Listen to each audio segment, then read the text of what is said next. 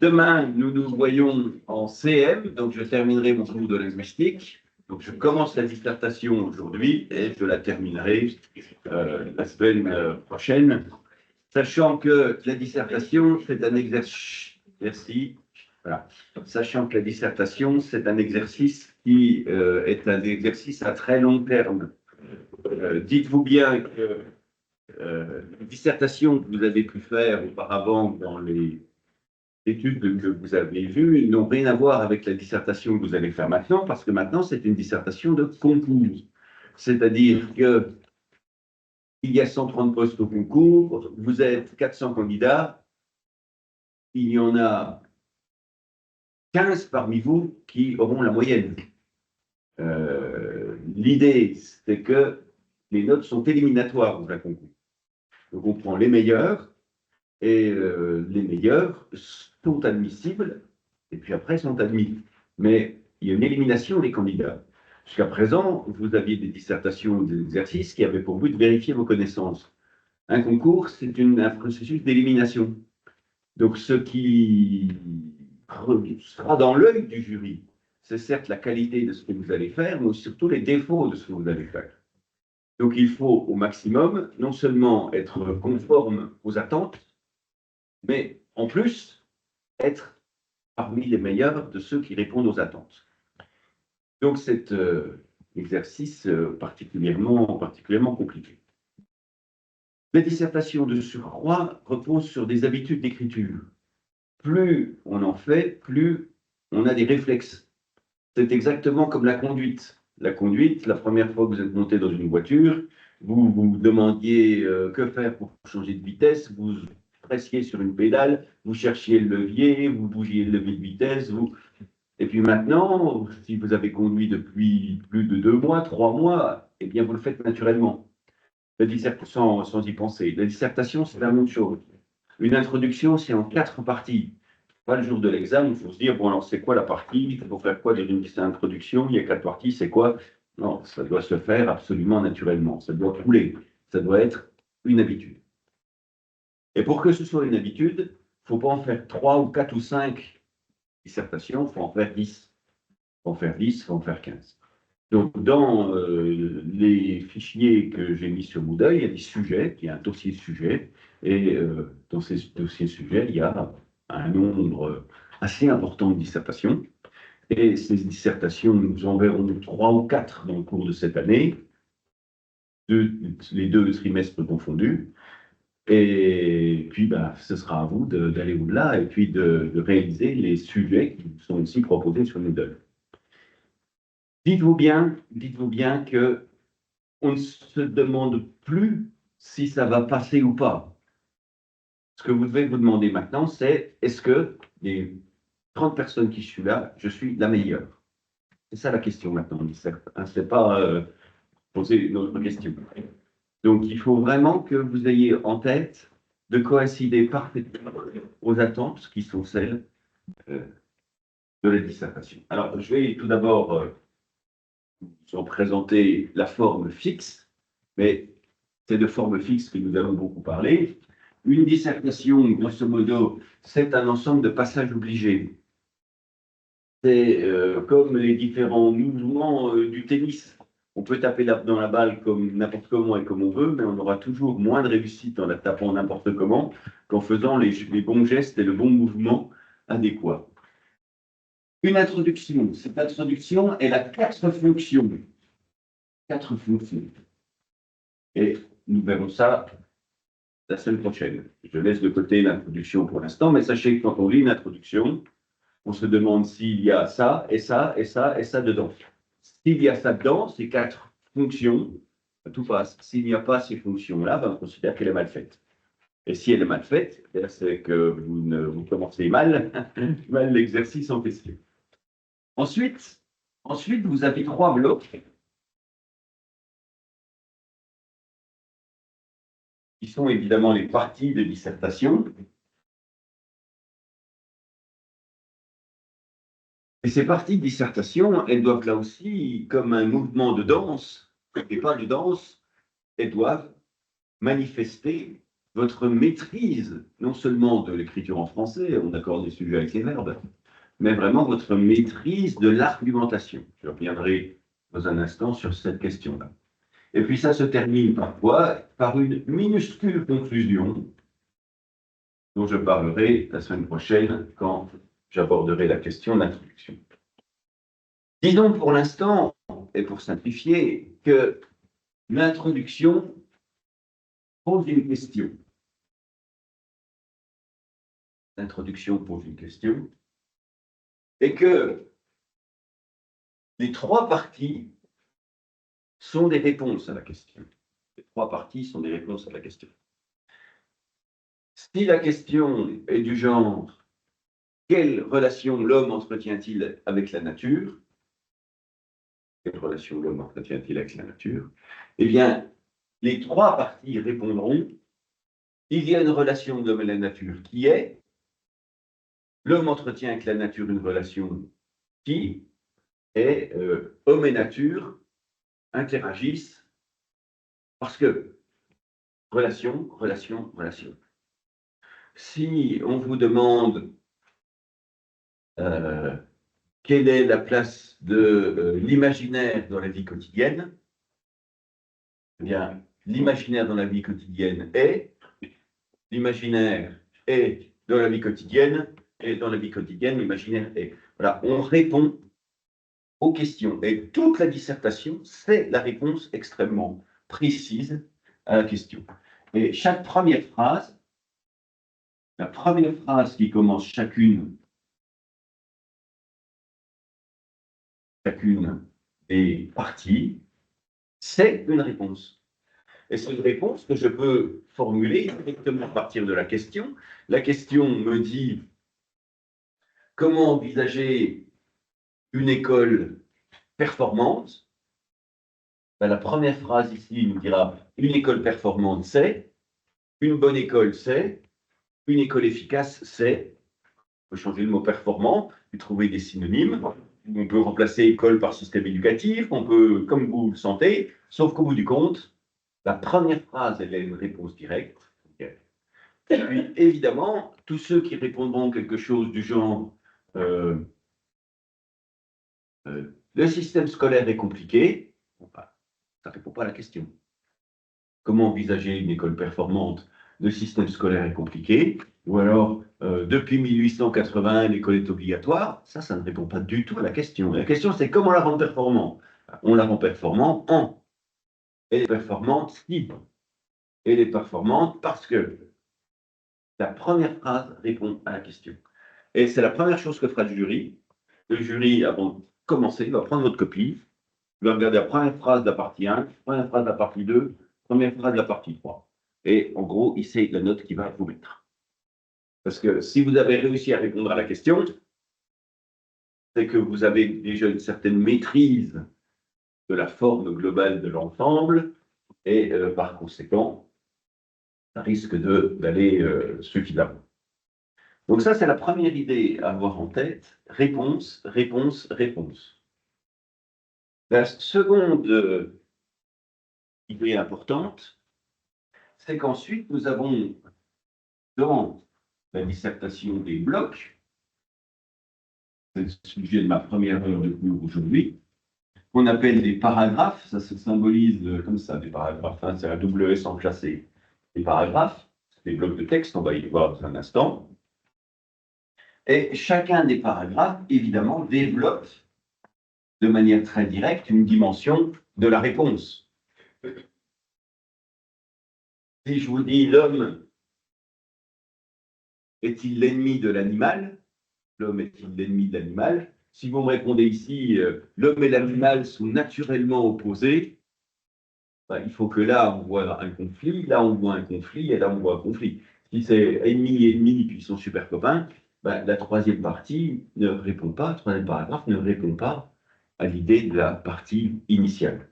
Donc, il faut qu'il y ait cohérence entre ce qui est développé à l'intérieur, évidemment, et ce qui se trouve annoncé comme réponse.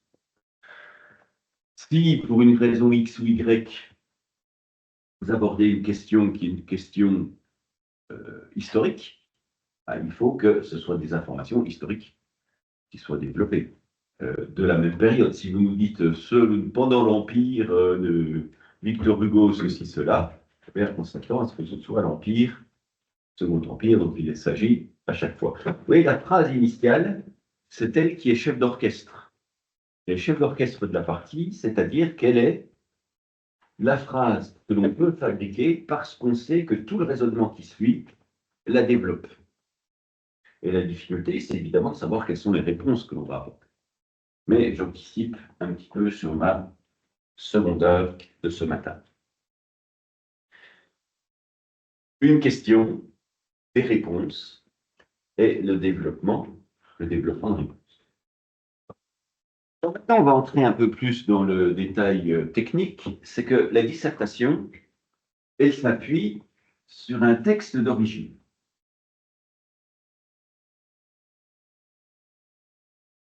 C'est un texte littéraire, c'est du Victor Hugo, c'est du Camus, c'est du Alexandre Dumas, c'est du Balzac, c'est du n'importe qui, c'est un texte littéraire.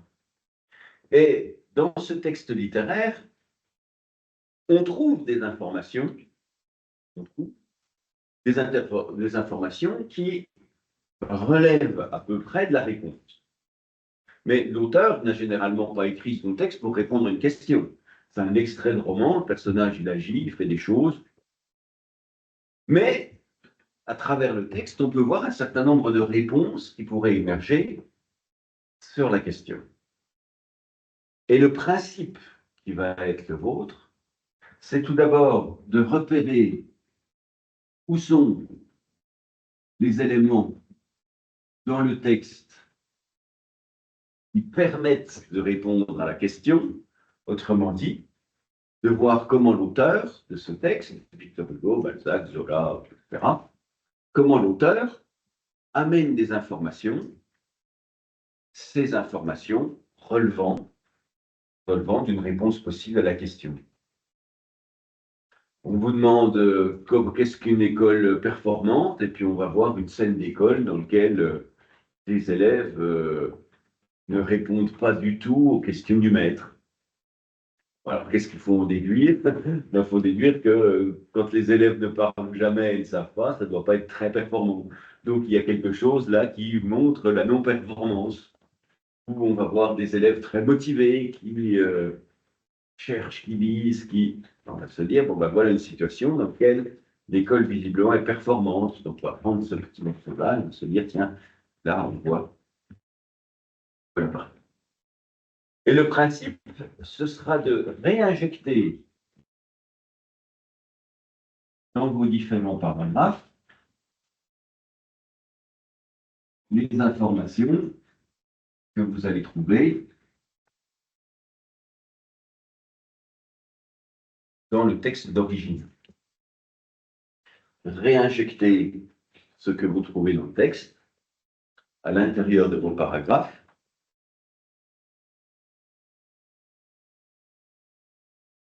Et quand on a fait ça, on a fait une moitié de la dissertation, c'est-à-dire on a vu comment un auteur répondrait à la question.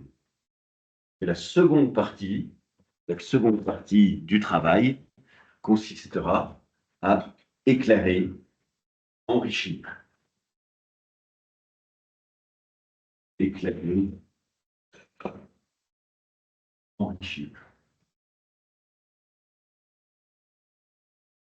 Autrement dit, on a vu que l'auteur disait ça, cette petite vaguelette sur le sujet. Cette petite vaguelette, je vais m'en servir pour faire un petit morceau de mon paragraphe. Voilà, l'auteur nous dit ça. Et vous, eh bien vous devez y ajouter à chaque fois,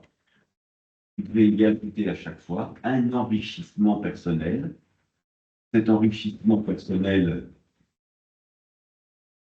il éclairera, illustrera, contextualisera ce que dit l'auteur. Autrement dit, l'auteur vous dit les hommes sont de tout temps les ennemis des animaux, les dévorent et les mangent. Bon, très bien, mais j'allais dire hommes et animaux sont ennemis. Victor Hugo nous dit que les hommes mangent les animaux avec cruauté, etc. Puis maintenant, il faut que vous trouviez quelque chose à lire qui éclaire cela, qui enrichit cela. Comment cette même information, vous allez pouvoir lui apporter une valeur ajoutée. Alors là aussi, on parlera beaucoup la semaine prochaine de cela. Qu'est-ce que c'est qu'un enrichissement, un éclairage? Qu'est-ce que c'est qu'une valeur ajoutée? Mais ayez donc en tête qu'il y a des critères pour corriger une dissertation. Le critère, c'est donc est-ce que c'est bien construit? Est-ce que l'introduction est bien construite? Est-ce que nous avons bien des réponses? Est-ce que ces réponses donnent lieu à des paragraphes? Un, deux, un, deux, un, deux. Tout le monde, c'est quelque chose que je développerai souvent, cette idée-là. Tout le monde est capable de trouver 4 informations dans un texte pour fabriquer 4 paragraphes. Tout le monde. 6 paragraphes, c'est-à-dire 2 de plus, trouver 6 informations dans un texte pour fabriquer 6 paragraphes, ça commence à devenir intéressant. Et c'est quand on arrive à 6 plus qu'on peut dire que le travail est rationnellement effectué. C'est-à-dire que trouver 2 paragraphes dans 2 parties, ça, 100% des candidats le fera. Donc 100% des candidats aura la note de 100% des candidats, c'est-à-dire 5-6. Le minimum, c'est comme une course. C'est comme une course. C'est-à-dire que si je vous dis, on va voir qui peut courir le 100 mètres, tout le monde arrivera aux 100 mètres. Tout le monde arrivera à 100 mètres au bout. Simplement, il y en a qui iront vite et il y en a qui iront lentement. Tous ceux qui iront lentement, ils auront la note de ceux qui, ou la performance de ceux qui vont lentement. Et ceux qui arriveront à construire un devoir avec 1, 2, 3, 4, 5, 6, allez, 7 paragraphes, une partie à 2, une partie à 2, une partie à 3, ben ceux-là, ils seront dans un tout petit paquet d'une trentaine de copies. Et évidemment, ils auront des meilleures notes que les autres. Donc, est-ce que vous avez trouvé des informations dans le texte que vous avez su exploiter? Ça, c'est un nouveau critère. L'introduction est-elle bien faite? Est-ce que ça répond? Est-ce que vous avez trouvé des informations qui fabriquent des paragraphes? Et est-ce que vous avez su les enrichir? Est-ce que vous avez trouvé dans votre connaissance personnelle, dans votre culture personnelle, des informations qui coïncidaient avec celles de l'auteur? Je vais vous donner un exemple sur le partiel de l'année dernière. On le fera un jour. Évidemment, vous allez avoir des partiels ici des concours blancs. Direz ça à vos camarades de M2. C'était sur les camps de concentration. C'était sur la pratique de l'art dans les camps de concentration. Et évidemment, la vie dans les camps de concentration, elle est horrible. Et quelqu'un nous fait un paragraphe, une des étudiantes a fait un paragraphe en disant, sur information du paragraphe, la vie dans les camps de concentration est horrible. Alors, elle a trouvé un extrait dans le texte, effectivement, ils sont maltraités et tout ça. Enrichissement qu'elle avait trouvé, c'est-à-dire, dans la littérature, d'ailleurs, Cendrillon, elle aussi, elle a une vie horrible, et c'est très difficile, elle est embêtée par sa belle-mère. Alors, entre faire le ménage et être enfermé dans un camp de concentration, est-ce que c'est le même degré de problème? Ça dépend quelle est la nature du ménage que l'on fait, allez-vous me dire. Mais vous voyez, il y a quand même un écart, un petit peu de représentation.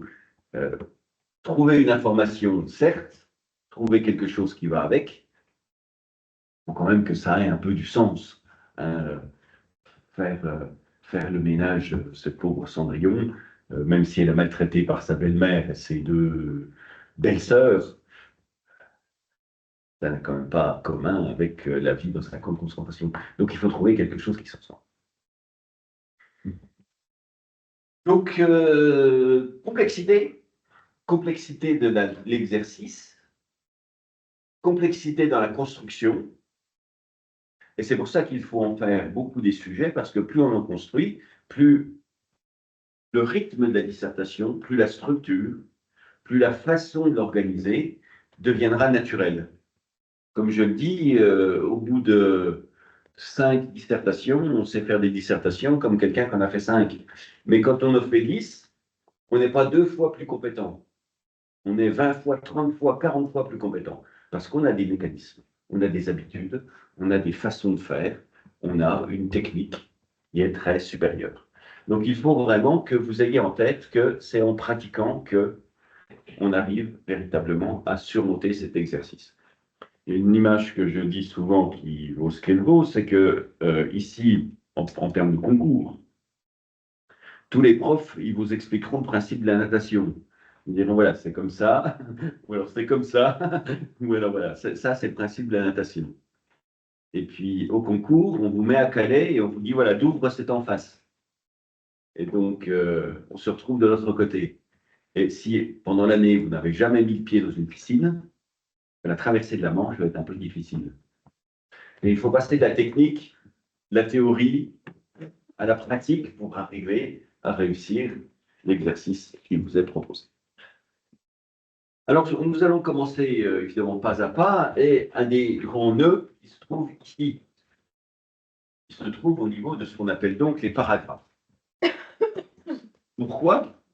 Parce que c'est en quelque sorte l'outil central de l'écriture, c'est ce paragraphe, c'est ce petit bloc de phrases qui dirige l'ensemble. Alors, je vais distribuer un texte. Tenez, vous en prenez un et puis vous faites passer. Vous avez un dossier, pardon, sur Moodle qui s'appelle dissertation, TD dissertation. Ce TD dissertation contient tout un ensemble de documents, y compris ceux que j'avais pointés ici.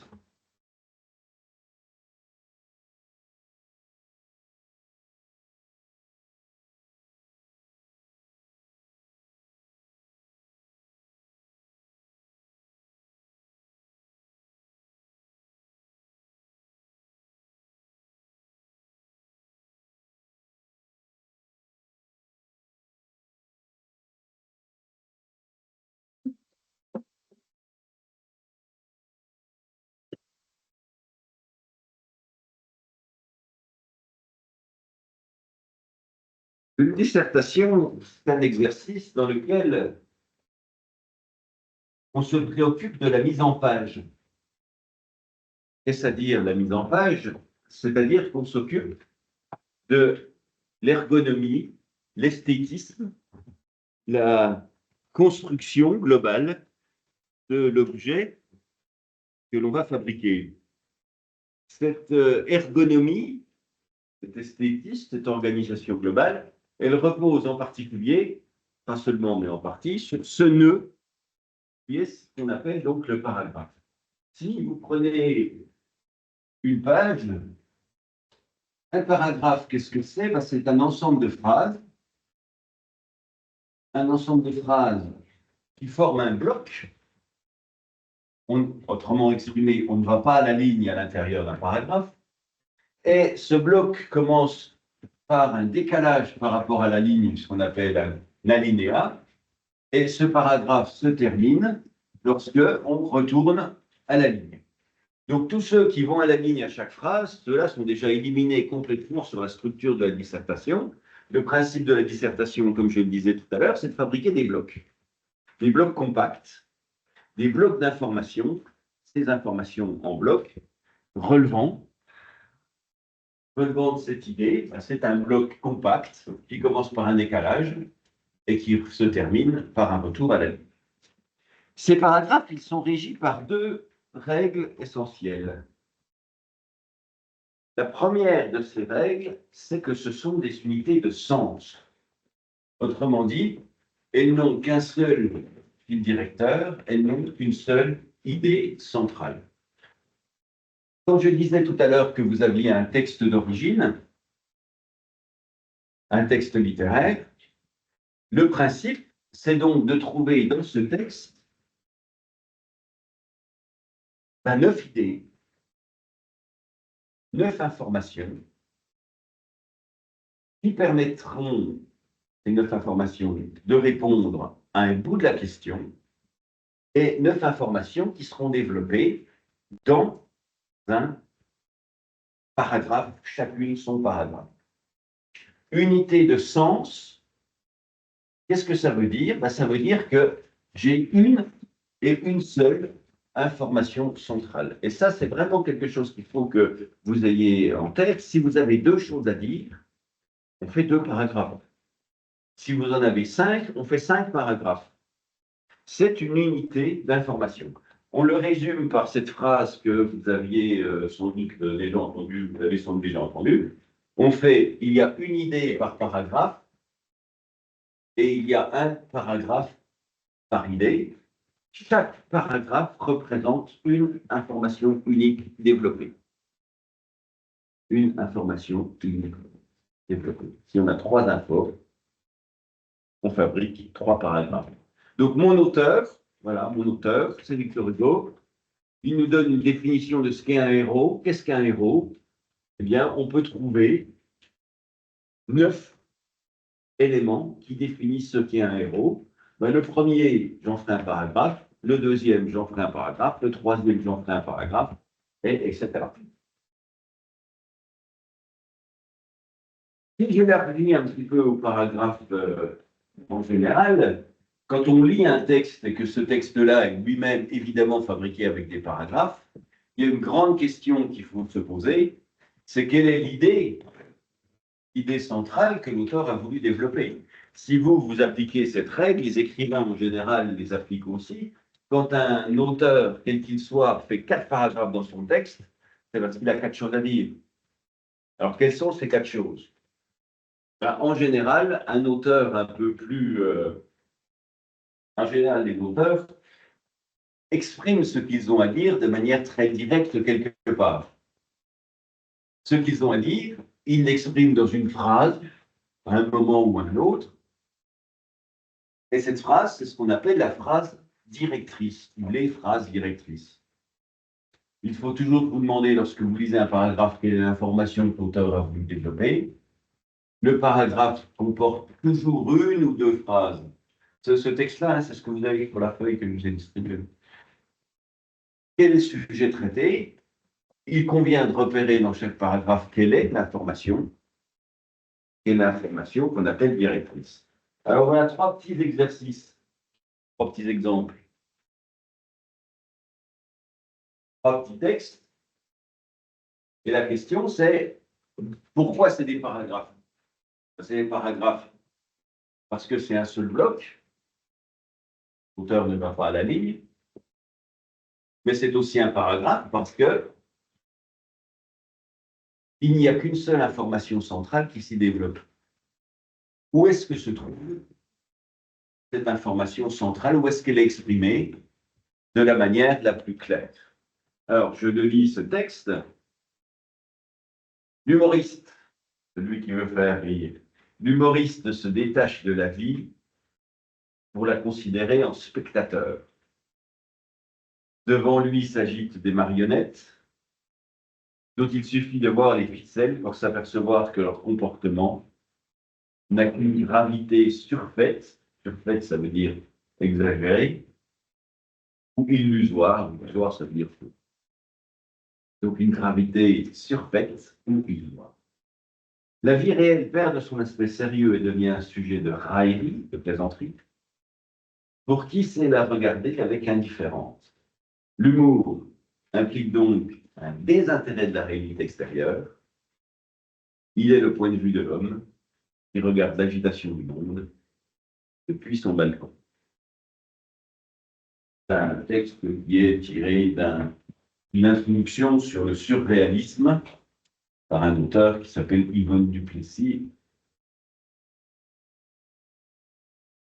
En tout cas, il nous fait un texte.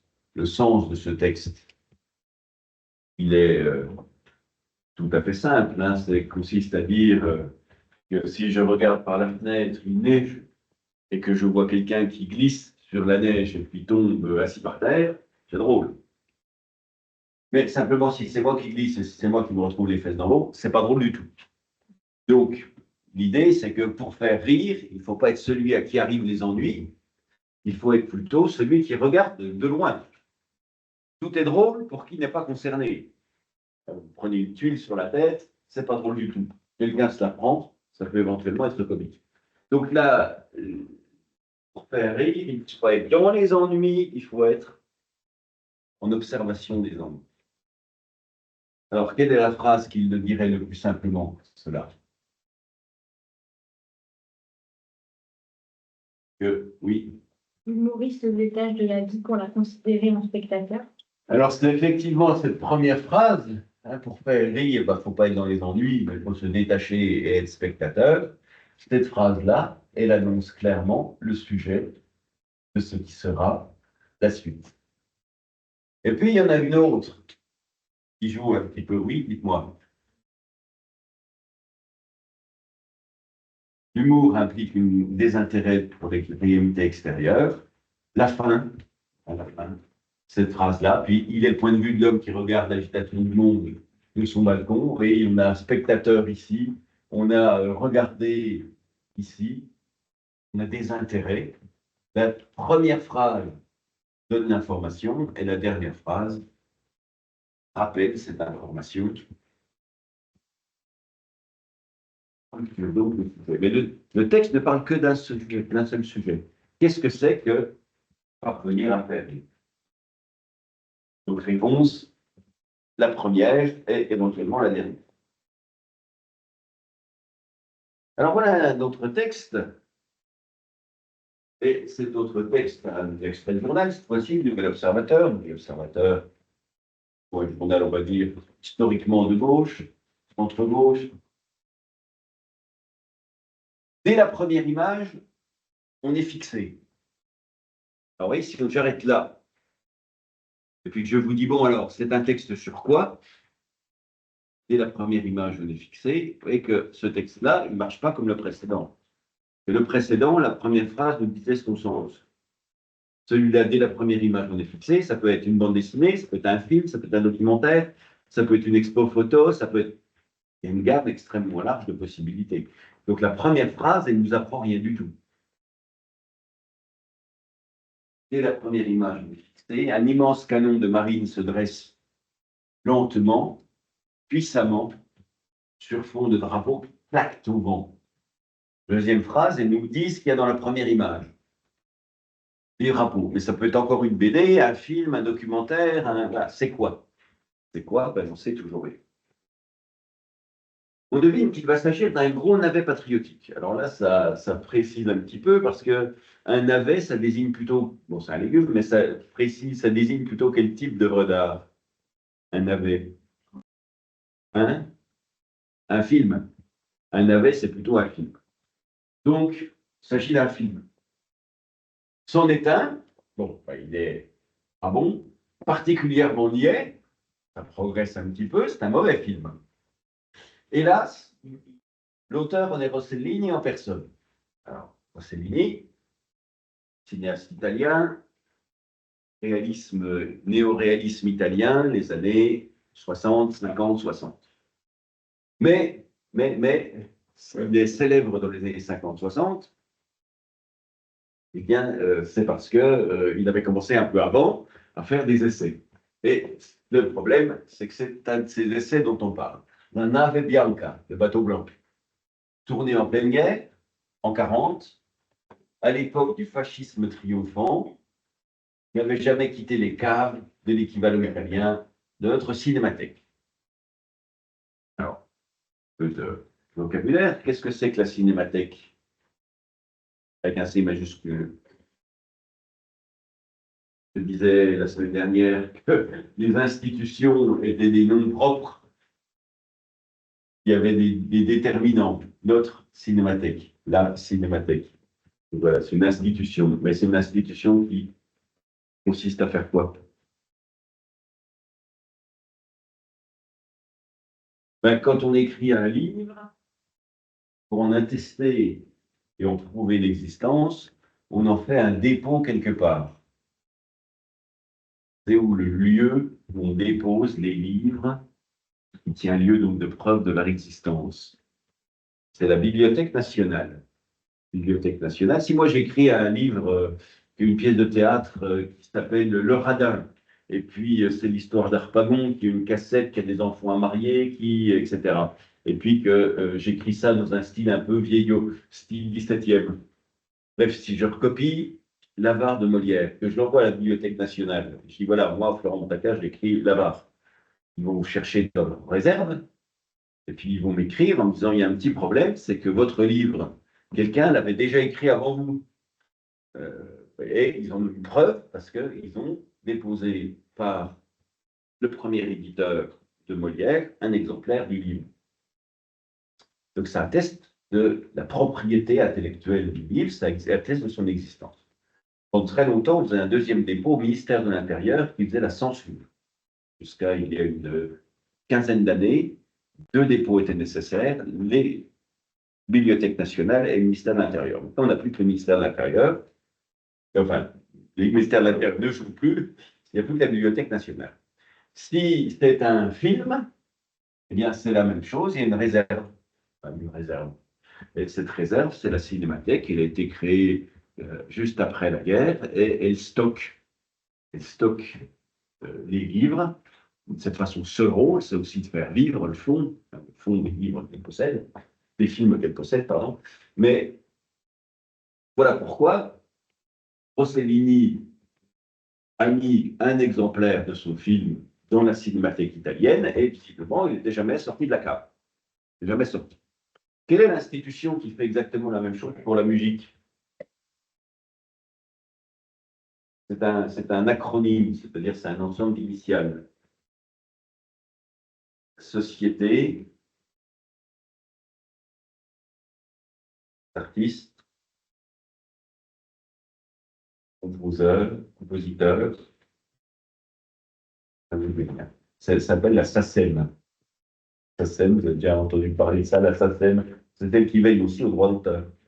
Droits d'auteur, vous déposez votre chanson à la SACEM, et la SACEM veillera à ce que toutes les chansons qui soient sorties par la suite ne vous piquent pas un rythme, ne vous piquent pas des paroles, ne vous piquent pas tout un ensemble d'éléments qui appartiennent à votre propre propriété intellectuelle ou commerciale. Bon. Donc le film n'était jamais sorti, il va y retourner, et pour longtemps, dans la cave, après avoir été exhumé, sorti le temps d'une projection à la fac de Vincennes. La fac de Vincennes, c'est une des universités parisiennes. On a 13 universités à Paris, une grande ville, donc il y a 13 universités. Les 13 universités portent en général le nom de leur quartier. Paris 1, c'est Panthéon. Paris 2, c'est rue d'Assas, c'est Assas. Paris 3, c'est rue de la Sorbonne, c'est la Sorbonne, etc. Vincennes. Paris 12, c'est 13, c'est Marne-la-Vallée, etc. Et portent le nom des quartiers dans lesquels ils sont. Ça, c'est une des universités parisiennes. Alors, à quelle occasion, pourquoi, c'est ma question du haut, à quelle occasion le journaliste du Nouvel Observateur fait-il un article et sur quoi? Pas sur, dès la première image, on est fixé. La première phrase ne nous donne pas l'info. Pourquoi le journaliste fait-il un article? Eh bien, parce qu'à la fac de Vincennes a été projeté un mauvais film de Rossellini qui s'appelle La Nave Blanca, qui avait été tourné pendant la guerre et puis qui a une image nulle au début. Donc l'information de pourquoi il fait un article, elle arrive à la fin. Donc la phrase directrice, c'est plutôt la fin. Projection à la fac de Vincennes d'un film mauvais de Rossellini, La Nave Blanca. C'est dans la seconde partie qu'arrivent les infos, mais surtout dans la phrase. Et ça, c'est très typique de l'écriture journalistique. Les journalistes, en général, noient le poisson, c'est-à-dire créent une forme de suspense en repoussant plus loin l'information. Donc, les phrases directrices, le sens d'un paragraphe, il ne faut pas se penser qu'il est toujours initialement donné, il peut être à peu près n'importe où. Vous avez un troisième cas ici avec la même question. Au sujet de quel événement le journaliste, cette fois-ci, c'est plutôt un journal de droite, Le Figaro. Le journaliste a-t-il fait un article et sur quoi? Après une salle qui rassemble les premières œuvres influencées par les impressionnistes, bon ben là déjà ça cible un petit peu la question. On a salle et impressionniste, on a œuvre, visiblement c'est de la peinture. De la peinture, une salle avec de la peinture. Alors, ça peut être un musée, ça peut être une exposition, ça peut être une galerie d'art, mais voilà, on a une salle avec de la peinture. Sa période fauve est illustrée par des tableaux hauts en couleur. Donc, c'est de la peinture. Mais de qui? On a des références historiques. Qu'est-ce que c'est que les impressionnistes? Est-ce que vous pouvez m'en citer un impressionniste? Oui. Alors, Pissarro, effectivement, mais on le mettrait plutôt peut-être dans les fauvistes, Pissarro. Voilà, allez, et un certain nombre. Hop. Pourquoi ça s'appelle impressionniste d'abord? C'est à cause du premier tableau du genre. Ça s'appelle Impression Soleil Levant. Un tableau de Monet. Le voici. Impression Soleil Levant. Un peintre qui s'appelle Claude Monet.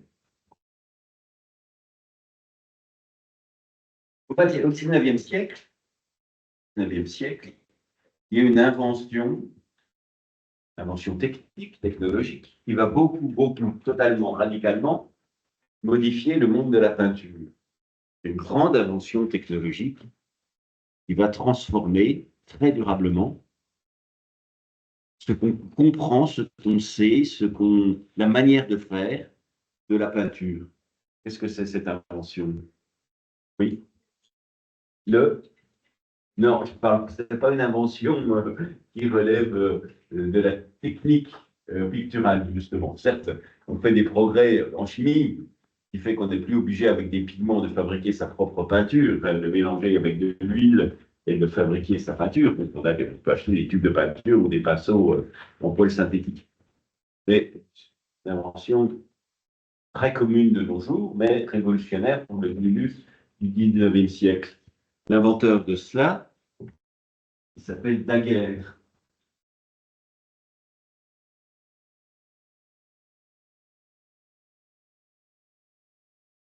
Personne ne sait. C'est la photographie. La photographie. Ça sert à quoi la peinture?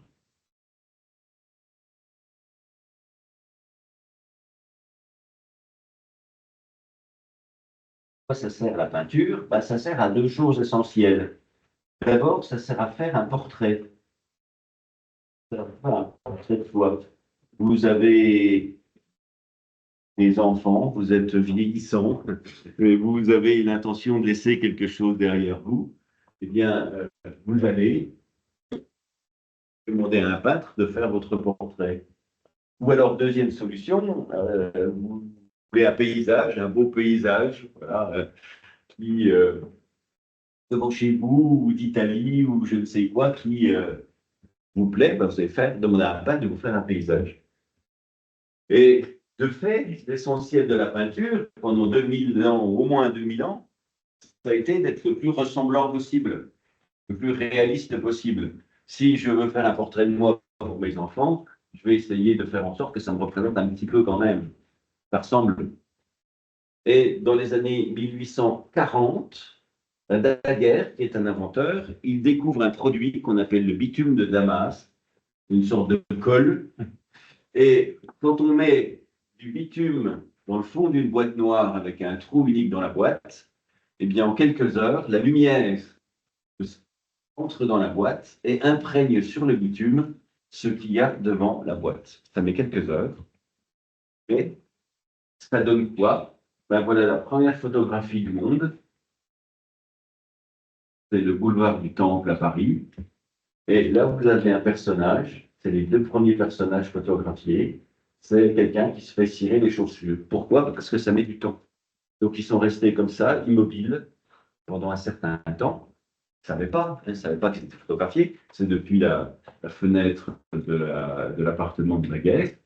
Et d'un seul coup, dans les années 1840, c'est inventé un objet qui rendait le réel à l'identique.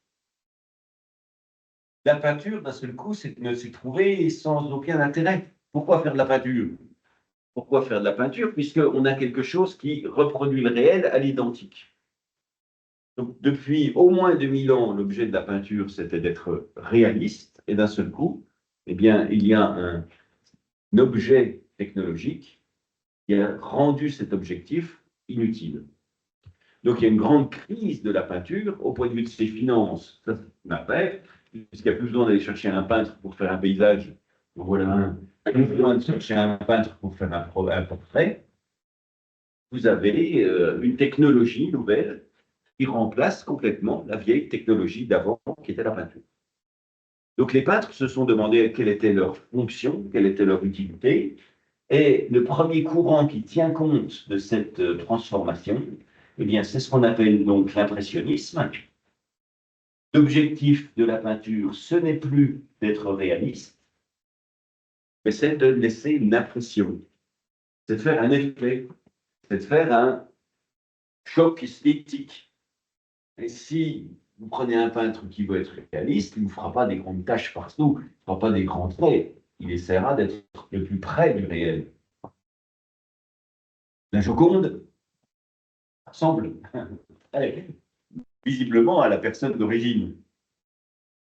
Ici, on fait des taches, on fait des amas de peinture, on fait des traits, et le tout donne une impression de soleil levant. Donc c'est une grande transformation de la peinture, parce que d'un seul coup, l'objectif qui était celui de la peinture est devenu caduc. C'est le principe de toute invention technologique. C'est un philosophe du début du XXe siècle qui a dit cela, qui s'appelle Henri Bergson. Bergson, il est connu pour ses écrits, mais aussi parce que c'était l'oncle de Marcel Proust. Et Bergson dit le principe de la technologie, c'est d'inventer des objets. Et les inventions nouvelles, la première chose qu'elles font, c'est qu'elles imitent ce qui existait. Elles imitent ce qui existait. La peinture, qu'est-ce qu'elle a fait lorsqu'elle a apparu? Elle a fait ce que faisait très bien la photographie, elle a fait très bien ce que faisait la peinture. Des portraits, des paysages. Ce qui fait que le progrès technologique, ça a tendance à tuer la technologie antérieure. Quand le cinéma a commencé, qu'est-ce qu'on a fait au cinéma? Bien, ce qu'on a fait au cinéma, c'est qu'on a filmé du théâtre. On a fait des adaptations de romans.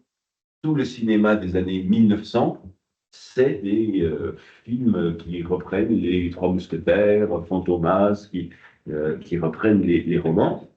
Ce faisant, ça a tué le roman feuilleton, qui était un principe d'édition du roman au jour le jour. On faisait des petits films au jour le jour. Les gens, plutôt que de lire des livres, ils allaient au cinéma. On a filmé du théâtre, ça a plombé le théâtre. Et après, dans un second temps, on s'est aperçu que le cinéma avait ses propres codes, pouvait faire des choses beaucoup plus larges que de filmer du théâtre. De même que la photographie, on s'est aperçu qu'elle avait des ampleurs beaucoup plus larges que de simplement faire des portraits et faire des paysages. La télévision, quand elle s'est développée, elle a plombé le ciné. Après, on s'est aperçu qu'elle avait aussi son propre intérêt. C'était un formidable outil de propagande.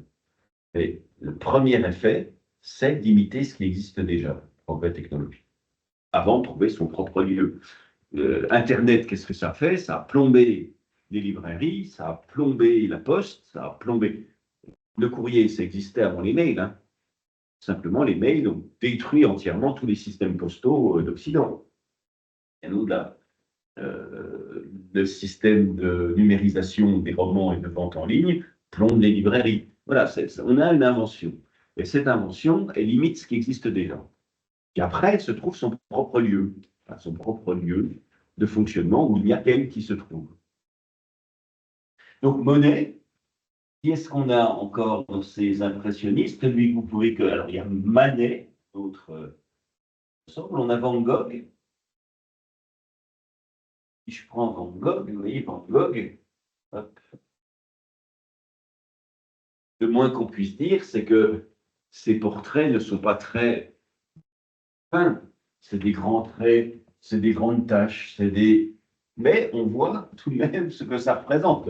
Un champ de blé,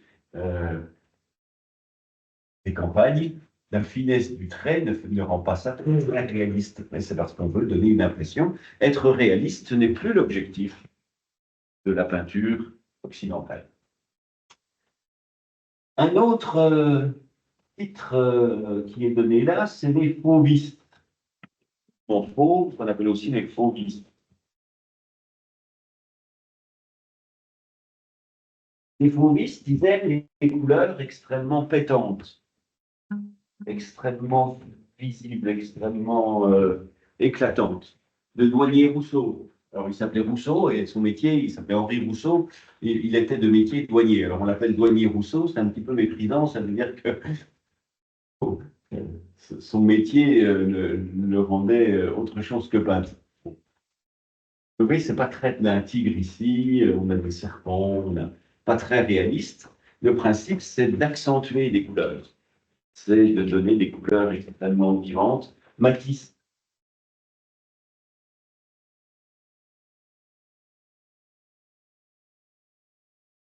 Elle pète. Sont accentuées. Une fois que les impressionnistes ont changé de but de la peinture, trouvé un nouveau but, c'est de faire un effet. Eh bien, toute une gamme de courants se sont engouffrés là-dedans. Les impressionnistes, les fauvistes, on accentue la couleur, les cubistes, c'est des formes géométriques, Picasso, Dali. Et puis, qu'est-ce que vous avez comme autre qui était cité ici? Sa période fauve.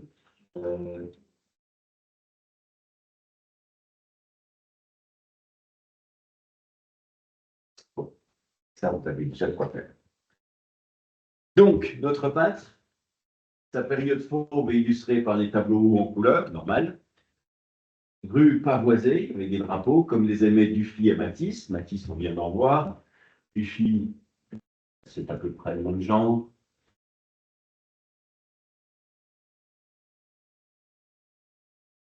Il y a des conflits blanches.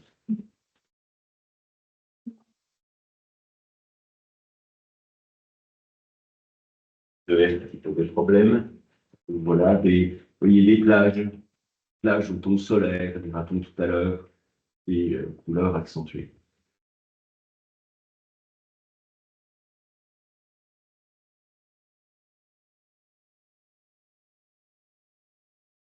Plage au ton solaire, le peintre opère une puissante synthèse des éléments et les ordonne dans une mise en page originale. Il n'inventera jamais de couleurs qu'il ne voit pas dans la nature, il hausse seulement de quelques tons la réalité. Et si on veut savoir, donc c'est un peintre influencé par les impressionnistes, par le fauvisme, il joue avec les couleurs, mais si on veut savoir de qui il s'agit, il faut taper sur la référence. Ça pourrait être le titre, ou en l'occurrence c'est la référence. Article de Pierre Mazard sur l'exposition Marquet. Il y a eu l'été dernier une exposition à 7 à côté de Montpellier de ce peintre qui s'appelle Marquet. Et de fait, ce Marquet, là, cette œuvre,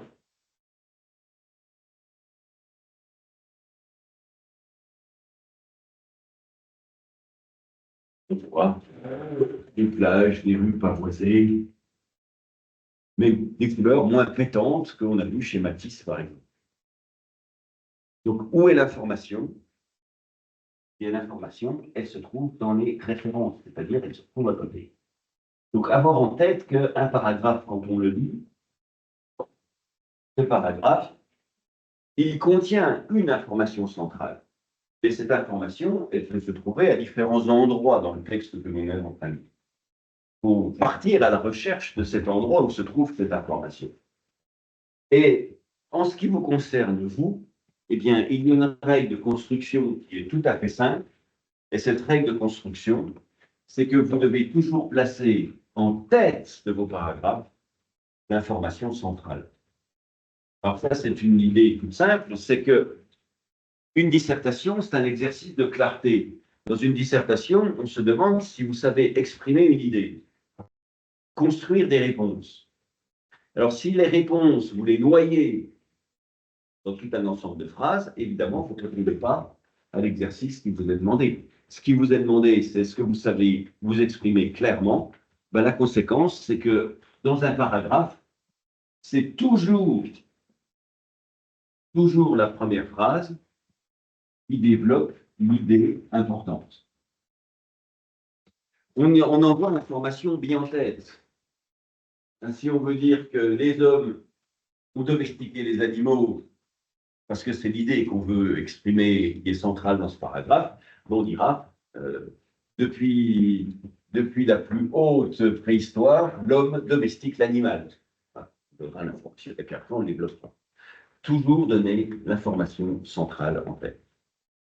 Et quand le paragraphe est un peu long, ce que l'on fait en général aussi, c'est qu'on fait un rappel de l'information en fin de paragraphe. Pourquoi? Parce que votre développement, il est possible qu'il perde le lecteur. Et quand on lit, on s'accroche, il y a un mot qu'on n'arrive pas à lire, il y a un bout de phrase qui est mal construit, on ne sait plus où est le sujet. Très souvent, quand on vous lit, en fonction des écritures, on est un peu paumé parfois. Alors, quand le lecteur est paumé, ce qui est une très mauvaise affaire, qu'est-ce qu'il fait? Il a deux solutions. Soit il lit la première phrase. Ah oui, voilà, c'est ce dont on parle, c'est donc de l'égalité homme-femme. Donc, il en était là, il a remonté, ok, il reprend. Ou alors, il laisse aller, mais alors il faut qu'à la fin, on lui dise, à propos, tout ça, ça parlait de l'égalité homme-femme. D'où ce texte que vous aviez en numéro 1, qui joue là-dessus, c'est-à-dire l'humoriste détache la vie pour la concéder en spectateur, l'humoriste, c'est celui qui regarde par ce balcon. Première phrase, donne l'info, dernière phrase, rappelle l'info. Alors évidemment, il faut que ce soit un texte long. Hein. Bonjour, je m'appelle Florent, je suis votre prof de français, je m'appelle Florent. Le deuxième rappel, il n'y a peut-être pas besoin. Il faut que le paragraphe, il soit un peu étoffé. Ça n'a pas de sens de faire un rappel de l'information en 3 phrases. Donc la structure typique d'un paragraphe, c'est une première phrase qui annonce l'info, un ensemble qui se développe et une qui termine en développant. Mais si je ramène ça donc maintenant sur la structure de la partie de dissertation, la partie de dissertation, elle commence par une réponse. Et là, un paragraphe 1, information, développement, rappel. Et là, un paragraphe 2, information, développement, formation. Et puis éventuellement, et là, un troisième paragraphe, information, développement, rappel de l'info. Vous voyez, c'est extrêmement organisé. Je réponds, je développe, je développe, je développe. Chaque développement annonce où il va, rappelle où il est allé. Et pour que ce soit parfaitement construit de manière symétrique, la dernière phrase de la partie, eh bien, c'est un rappel de la réponse. Je vais là, en passant par là, en passant par là, en passant par là. Je suis donc arrivé là. Réponse, rappel de la réponse, et 3 blocs, 3 paragraphes. Et quels 3 paragraphes? Commence par l'info. On ne cherche pas quelqu'un qui aurait des idées originales, qui développerait des idées jamais dites auparavant. Depuis que l'homme sait écrire, 3007 avant Jésus-Christ, les idées sont quand même assez communes et circulantes. Être original, c'est un peu difficile. Non, ce qu'on vous demande dans ce concours, c'est ce que vous savez exprimer de manière extrêmement rationnelle et claire une réponse. Puis une autre réponse qui soit cohérente avec une question. D'où une structure extrêmement fixe, et ça fait une partie. Quand il y en a 3 parties comme ça, eh bien ça commence à ressembler à une dissertation. Donc, règle, chaque paragraphe commence par son information.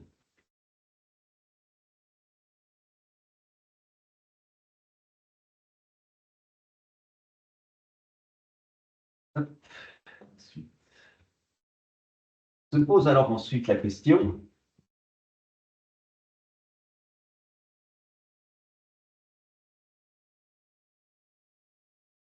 de la manière de construire l'intérieur. L'intérieur. On a le début, on a la fin, mais qu'est-ce qu'il y a entre les deux? Ben, entre les deux, c'est ce qu'on appelle le développement. Et ce développement, il a deux grands modèles.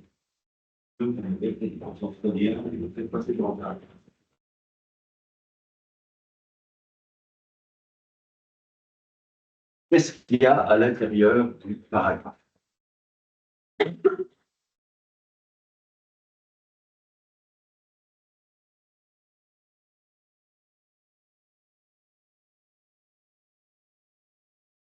Il y a deux grands modèles. Il y a un premier modèle qu'on appelle énumératif. Ce modèle énumératif, ce n'est pas spécialement celui que vous devrez appliquer, prioritairement. Le modèle énumératif, on pourrait le dire aussi par suite de phrases, par liste, par empilement d'informations. Oui, il va marcher comme une pile d'assiettes.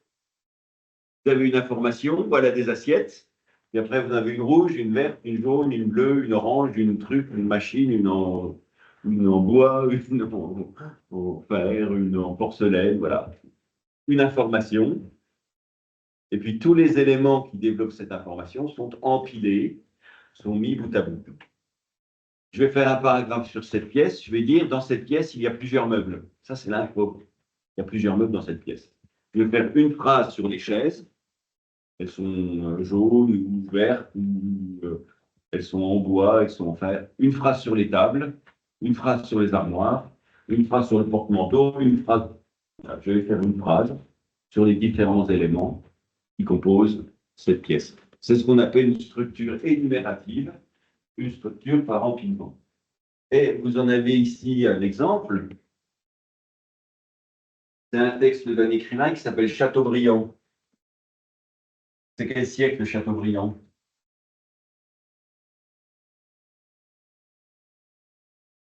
François-René de Chateaubriand, qui a une proposition de siècle. Il meurt en 1848. 1848, donc c'est le 19e siècle. Il naît à la fin du 18e, un peu avant la Révolution française, en 72, et il meurt en 48. 1848. Donc, Chateaubriand, ambassadeur de France en Italie, il écrit à ses amis pour leur dire à quoi ressemble l'Italie. Première phrase, rien n'est comparable pour la beauté aux lignes de l'horizon romain. Rien n'est comparable aux lignes de l'horizon romain. Rome, c'est beau. Dernière phrase du paragraphe, la beauté de Rome est sans pareil. Rome, c'est beau. Rome, c'est beau au-dessus, Rome, c'est beau au-dessous. Voilà. Rome, c'est beau, Rome, c'est beau. Beauté,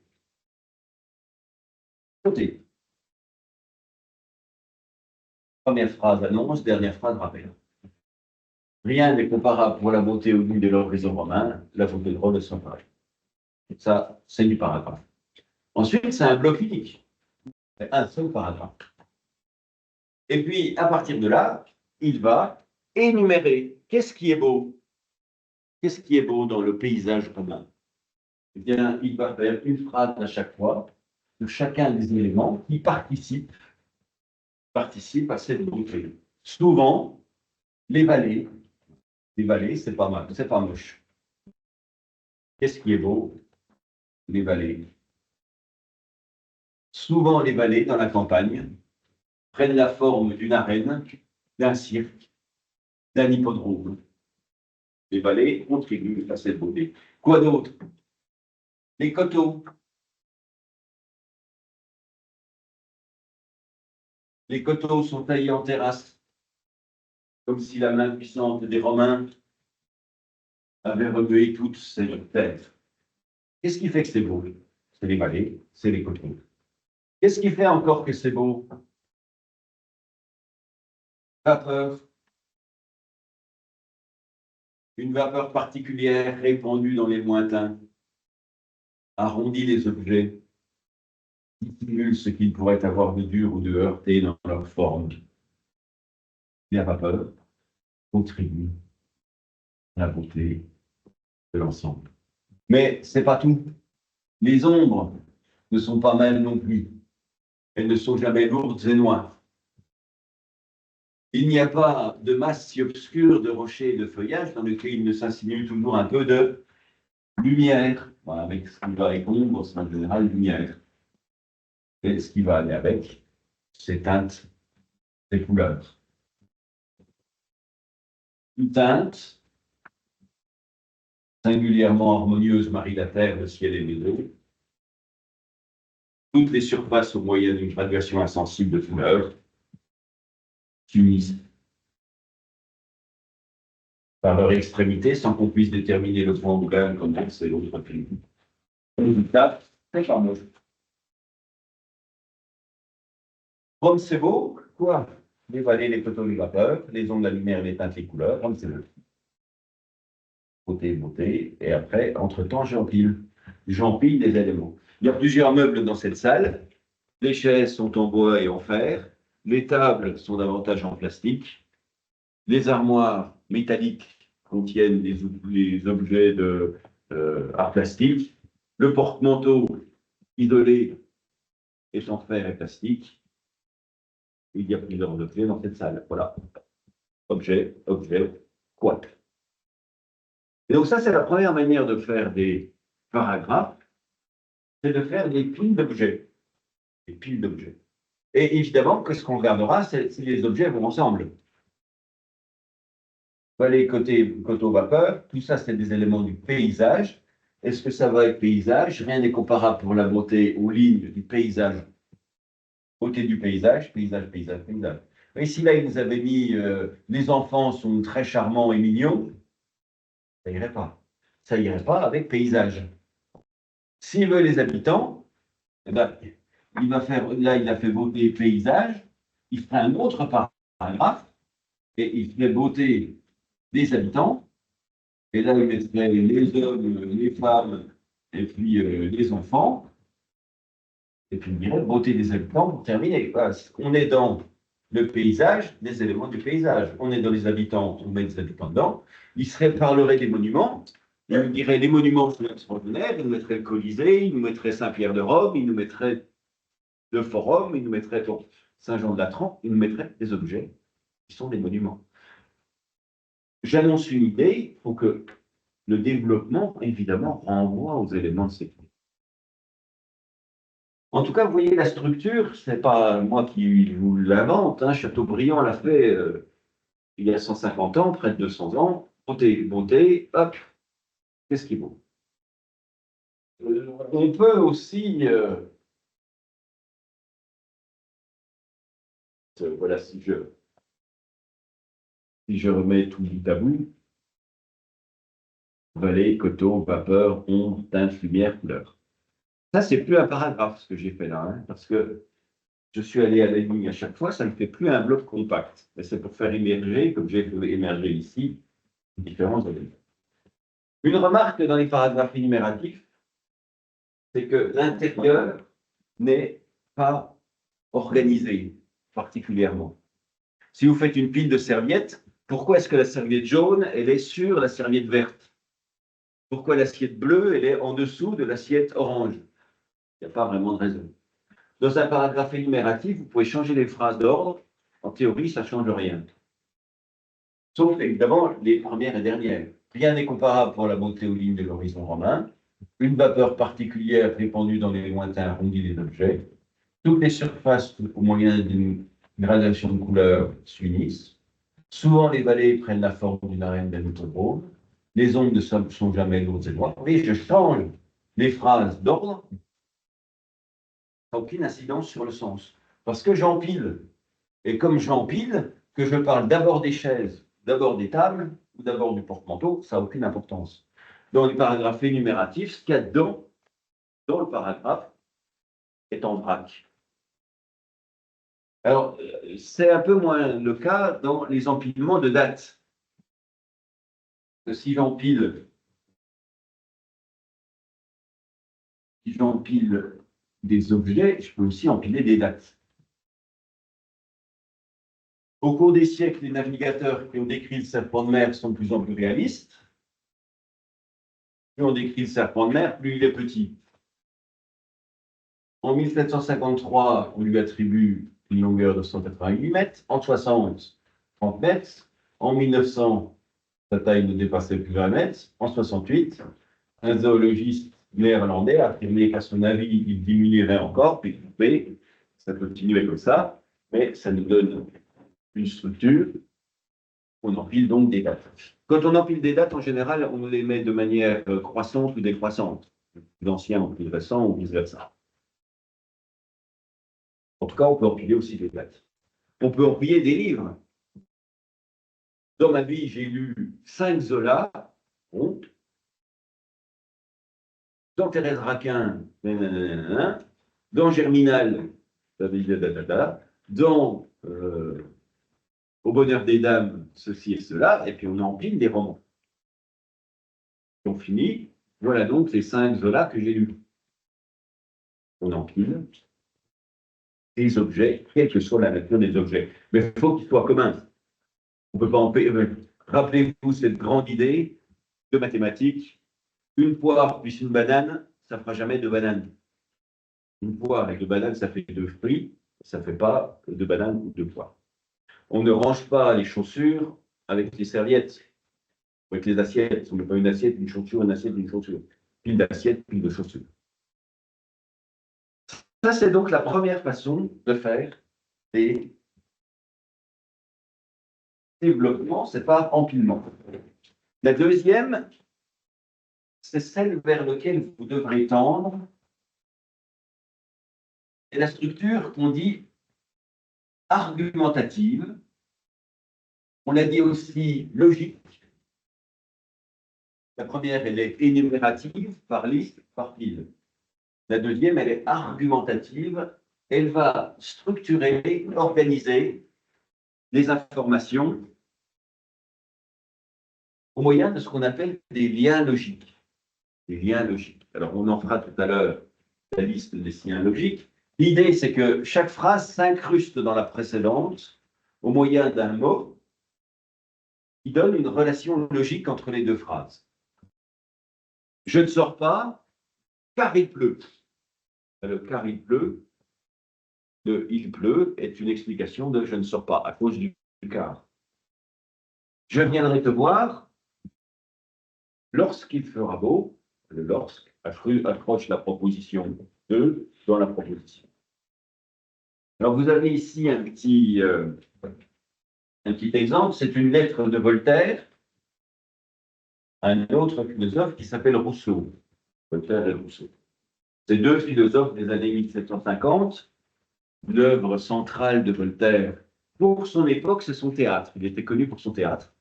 On ne lit plus guère de nos jours, on lit plutôt ses œuvres philosophiques, ses lettres philosophiques, son dictionnaire philosophique, voire ses romans ou ses nouvelles, comme Candide par exemple. Quant à Rousseau, il est musicien de formation et c'est aussi un philosophe. On le lit maintenant essentiellement pour ses œuvres philosophiques, comme par exemple le contrat social. Contrat social, on en étudiera en fin de dissertation un jour sur le contrat social, mais il s'interroge sur ce qui fait que les hommes vivent ensemble. Pourquoi est-ce qu'on constitue des sociétés et qu'on s'agglomère les uns aux autres? Parce qu'il y a un contrat que nous passons implicitement les uns avec les autres. Toujours est-il donc que Voltaire écrit à Rousseau. Alors, il envoie l'information de vie en tête. J'ai reçu, monsieur, votre nouveau livre contre le genre humain, pardon. Je vous en remercie. On ne peut pas lire, on ne peut pas peindre avec des couleurs plus fortes les horreurs de la société humaine. Donc, information numéro 1, merci pour votre livre. Contre l'humanité. Merci pour votre livre.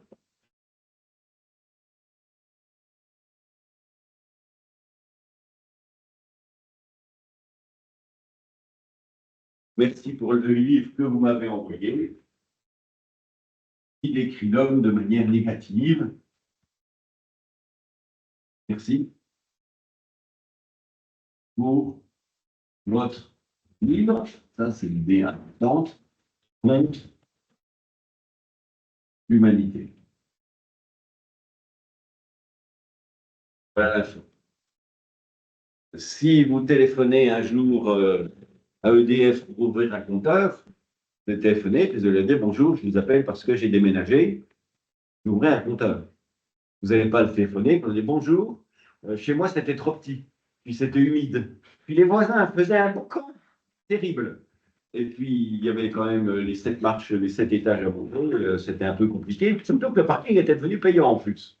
Au téléphone, non, ouais, j'appelle, pourquoi? Pour déménager. J'appelle pour changer mon compteur. Voilà, on envoie le truc bien en tête. Donc, j'ai reçu, monsieur, votre nouveau livre contre l'humanité. Et là va commencer un accrochage des phrases les unes avec les autres. Et ça va commencer ici. En effet, on n'a jamais employé tant d'esprit à vouloir nous rendre bêtes. En effet, bien, on veut nous rendre idiots. On veut nous rendre idiots. Et, deuxième série de liens, il prend envie de marcher à 4 pattes quand on vous lit. Et, bien, on a envie de marcher à 4 pattes. Deux liens, un qui est un lien de démonstration, en effet, et l'autre qui est un lien d'ajout et de plus. Marcher à 4 pattes. Il continue avec un lien d'opposition. Cependant, comme ça fait plus de 60 ans que j'ai perdu l'habitude de marcher à 4 pattes, je sens qu'il m'est impossible de reprendre cette habitude-là. Cependant, opposition,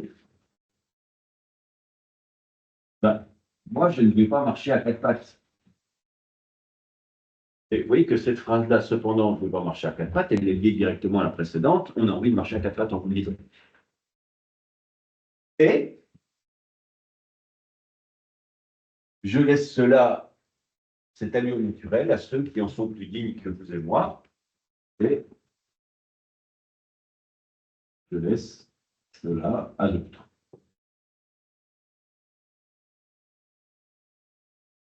Merci pour votre livre.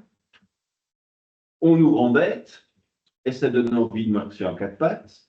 Cependant, moi, je ne marche pas à 4 pattes et je laisse cela à d'autres. Ce morceau-là est lié à celui-là, comme ce morceau-là est lié à celui-là, comme ce morceau-là est lié au précédent. Et cependant structure le débat. Je ne peux non plus. Ben, qu'est-ce que c'est que non plus? Ben, c'est un de plus. C'est un de plus inversé. C'est un ajout. De plus non plus. Je ne peux non plus m'embarquer pour aller trouver les sauvages du Canada. Je ne peux pas quitter l'Europe. Pourquoi? Ben, premièrement, secondement, et premièrement, parce que les maladies dont je suis accablé me retiennent auprès du plus grand médecin de l'Europe et que je ne trouverai pas le même secours chez les Indiens ou les souris. Secondement, parce que la guerre est portée dans ces pays-là. Et que l'exemple de nos nations ont rendu les sauvages aussi méchants que nous. Premièrement, partir. Premièrement, malade. Et j'ai besoin d'un médecin. Secondement, la guerre. Et les Indiens sont dangereux. Je ne peux non plus partir pour aller au Canada, premièrement parce que je suis malade et j'ai besoin d'un médecin. Secondement, parce qu'il y a la guerre là-bas et les Indiens sont aussi dangereux que nous. Toutes mes phrases, toutes ces phrases, elles sont articulées, elles sont organisées les unes dans les autres. Et le résultat que cela donne, c'est que dans un texte logique, argumentatif, on ne peut pas changer l'ordre des phrases comme dans un texte énumératif. Merci pour votre livre contre l'humanité. Premièrement, je suis malade. Cependant, je ne vais pas marcher à quatre pattes. Et les Indiens sont dangereux. Là, ça n'a plus aucun sens. Ça n'a plus aucun sens. Donc, il faut, dans un texte qui est organisé de manière argumentative, logique, ben, il faut se demander quelles relations unissent les différentes parties du développement. Donc, l'idée, j'ai reçu votre livre. Ensuite, cependant, et etc., des liens. En effet, on a envie de. On veut nous rendre bêtes et ça donne envie de marcher à quatre pattes. Cependant, j'ai perdu cette habitude, je la laisse à d'autres. Je peux donc plus aller au Canada, premièrement parce que je suis malade et j'ai besoin d'un médecin. Secondement, il y a la guerre là-bas et les Indiens sont dangereux. Structure de l'ensemble. Puis j'ai coupé, ce qui fait qu'il n'y a pas le rappel de l'information finale. Donc, dans les paragraphes argumentatifs, la structure fait que chaque phrase est accrochée l'une dans l'autre. Et en bas de ma feuille, ben, vous avez des exemples de liens logiques. Qu'est-ce qui relève de l'addition, aussi, de plus, et également, si c'est une soustraction, ben, ce sera non plus. Vous avez ce qui relève du changement d'argument, pas sur un autre argument, d'ailleurs, en outre, par ailleurs. Ce qui relève de l'explication, en effet, mais car, c'est-à-dire, effectivement, étant donné que on a quand même une gamme assez importante, ce qui relève de l'exemple, il y a le par exemple, tout simplement, mais on a notamment, entre autres, un qui est très utile, c'est l'opposition, qui se traduit par mais, principalement. Mais on a au contraire, néanmoins, par contre, quoique, les conséquences, les buts, et puis évidemment dans les dernières phrases, il relèvera de la conclusion. Donc, finalement, donc en fonction des arguments, soit ils sont tous sur le même plan, puis on fait plutôt des énumérations, soit ils s'intercalent les uns dans les autres, on fait plutôt des organisations logiques. Donc ça, c'est les deux grandes manières de faire des paragraphes. Donc quand vous faites un paragraphe, vous vous demandez si ce que vous avez à dire, c'est une liste d'informations qui est cohérente, d'éléments qui vont ensemble, ou si vous allez essayer de mettre en regard des informations qui ne sont pas forcément sur le même plan. L'une est l'explication de l'autre, l'une est opposée à l'autre, l'une est la conséquence de l'autre. Là, il faudra plutôt veiller à des liens logiques. Si j'essaie de synthétiser maintenant tout ce que je viens de vous dire,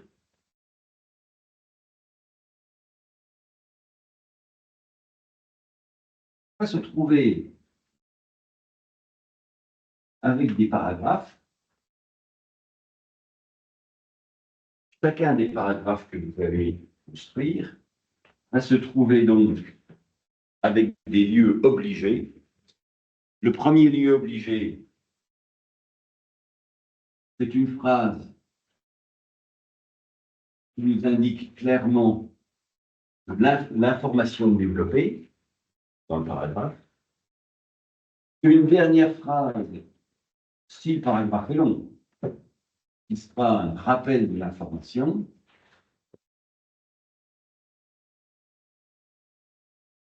Ensuite, une phase du paragraphe qui sera un développement, mais qui sera plutôt un développement trouvé chez l'auteur du texte, dans le texte de référence, le texte du sujet. Vous allez nous dire, par exemple, un héros fait preuve, pour être un héros, l'individu doit faire preuve de mansuétude. On voit dans le portrait que fait Victor Hugo de son père qu'au lieu de combattre ses ennemis blessés, il les laisse partir. Développement trouvé chez Victor Hugo. Et puis à partir de là, eh bien, un autre morceau, qui est ce que vous ajoutez, vous. L'enrichissement L'ajout personnel. L'ajout personnel, qu'est-ce que vous ajoutez à cette information qu'a trouvée Victor Hugo? Et la grande question, c'est donc, est-ce que c'est la même info? Ce sera donc plutôt un paragraphe énumératif. C'est deux exemples qui vont tout à fait dans le même sens. Ou est-ce que vous allez avoir besoin entre les deux? Alors, je vais mettre ça en quelle couleur? Ça. Est-ce que vous avez besoin entre les deux d'un lien? Et en général, il vaut mieux mettre des liens. Mais est-ce que c'est un lien d'opposition? Est-ce que c'est un lien de démonstration, en effet? Est-ce que c'est un lien d'opposition, cependant? Victor Hugo nous dit, un héros, il est toujours généreux. Cependant, chez Alexandre Dumas, le comte de Monte Cristo, il ne pardonne pas et il combat ses ennemis jusqu'à la mort. Opposition. Victor Hugo était là, Dumas est là, c'est pas le même exemple, c'est une opposition. Je vais vous montrer.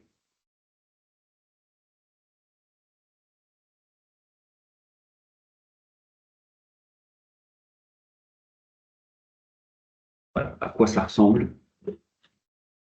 Première fois. Toutes les dissertations qu'on fera, je vous en donnerai un corrigé entièrement rédigé.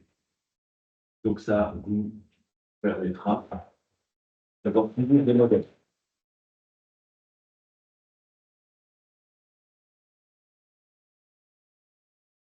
Voilà une dissertation, c'est celle qu'on va faire maintenant, dans cette dimension complètement rédigée. Je mets petit pour que vous puissiez pas trop lire, parce que si je vous donne la réponse avant qu'on le fasse, ça c'est l'introduction. Et vous voyez que l'introduction, elle est en 4 blocs. Un bloc là, un bloc là, un bloc là. Et vous voyez qu'il y en a un qui est quand même beaucoup plus gros que l'autre, que les autres. Ça, 4 blocs. Voilà ce que c'est dans le détail. 4 blocs. Ensuite, j'ai une première partie. Cette première partie, elle a une réponse. Et puis elle a 1, 2, 3 paragraphes. Ça va continuer sur la page qui suit. 1, 2, 3 blocs, 3 réponses. Ces 3 réponses, ces 3 paragraphes fonctionnent comment? Une phrase en bleu, c'est l'info. Et l'info, elle est répétée à la fin de chaque paragraphe. Là, là, là, là. Et à l'intérieur, 2 pieds. C'est comme. Non, le porte-manteau, il a plus de 2 pieds.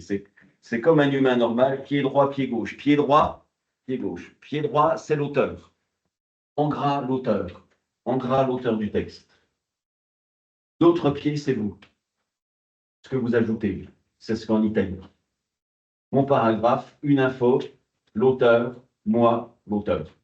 Une info, l'auteur, moi, l'auteur. Je finis cette partie.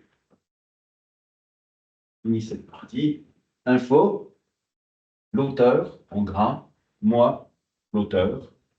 Partie terminée, je rappelle l'idée centrale de la partie. De même que la partie 1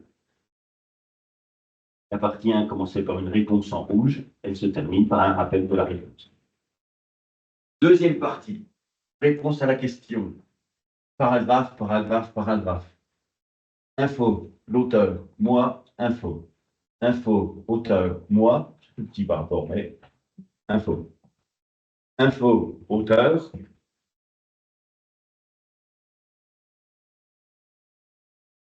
Auteur, moi, info. Rappel de la réponse. Réponse de la partie 3. Réponse, info, pardon. Auteur, moi, info.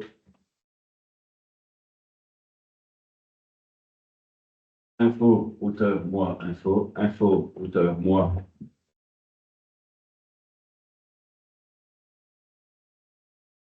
Info, rappel de la dernière partie. La réponse de la dernière partie. Conclusion. Voilà, c'est d'une imparable structure. Voilà, si vous voulez, c'est de la danse. Vous faites de la danse, c'est un rythme ternaire parce que c'est une valse. À un moment donné, vous n'allez pas faire un mouvement de tango. Ou c'est un tango, vous n'allez pas faire un menuet. Un moment où de la danse classique, une pointe, machin. C'est organisé d'une manière absolument, absolument figée. Figée, figée, figée, figée. Et plus vous collez au modèle, plus qu'on peut dire que vous faites, et donc conforme à ce modèle. Alors, je fais un plan de travail, en quelque sorte. Qu'est-ce que c'est qu'un rédiger une introduction? Eh bien, à la lecture du texte, il faut que vous me trouviez une réponse 1, une réponse 2, une réponse 3. Priorité, je lis le texte, il y a une question au-dessus. D'habitude, je fais des photocopies recto verso, mais là, j'ai mal fait. Les photocopies sont toujours verso, je bouffe du papier et je suis désolé. Oui, là, vous avez une question. À partir du texte tiré d'Uranus de Marcel Aimé, vous interrogerez sur l'effet de la littérature sur le lecteur. Quel est l'effet de la littérature sur le lecteur? Eh bien, là, je veux la littérature sur le lecteur, l'effet de la littérature sur le lecteur, et là, je veux la littérature fait un effet, vous le formulez comme vous voulez, mais voilà, je veux effet lecteur, effet lecteur. La littérature fait un effet sur le lecteur qui, ce serait quels légumes manger pour être en forme? Vous me direz, les légumes pour manger, c'est, les bons légumes pour être en forme, c'est, et les légumes pour être en forme, c'est. Voilà. Réponse à la question. Vous avez une question dans ce texte, c'est quel est l'effet de la littérature sur le lecteur? La littérature sur le lecteur fait un effet qui? L'effet de la littérature sur le lecteur, c'est le lecteur, la littérature fait un effet sur le lecteur. Réponse. Cette réponse, elle se trouvera ici. Un peu enrichie. Évidemment, vous aurez développé des arguments. Donc, ces arguments, il faudra les prendre sur la fin aussi. L'effet, c'est donc qui est, qui est, qui est. Donc, vous aurez tout développé ça. Le rappel, il sera un peu enrichi.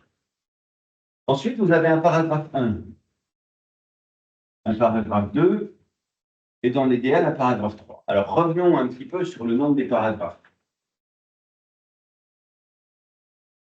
Les paragraphes dans une dissertation,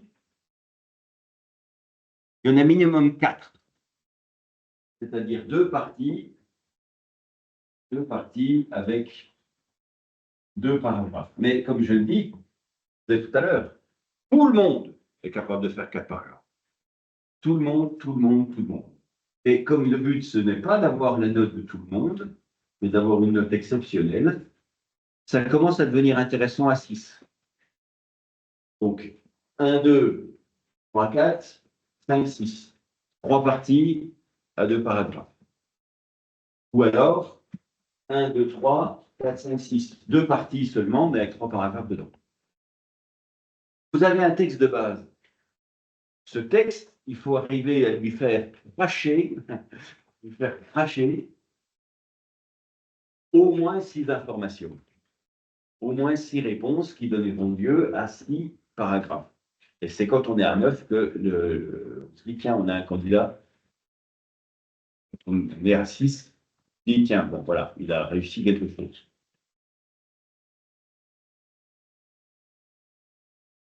Ces paragraphes, chacun d'entre eux a une info qui est répétée à la fin. Info qui développe la réponse.